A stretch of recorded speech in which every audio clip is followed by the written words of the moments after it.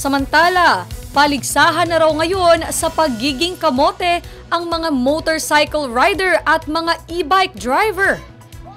Gaya na lamang ng nangyari sa isang kalsada na kitang nagtangka ang isang e-bike at motorsiklo na pumasok sa gilid ng isang trailer truck. Mabuti na lamang at nagawang makapreno ng trailer truck dahil kung hindi ay siguradong sasabit ang dalawa. Pero ang mas agaw pansin para sa mga netizen ay ang boses ng kumukuha ng video. Ayon sa kanila, parang si Senator Bato de la Rosa kasi ang nagsasalita dahil kaboses ito ng senador.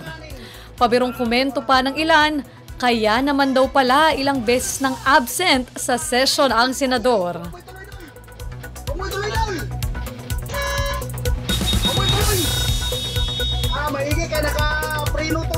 Totoong kaboses nga no mga kaabante at mabuti na lang na naawat sila dahil kung hindi ay malamang nauwi na naman sa aksidente.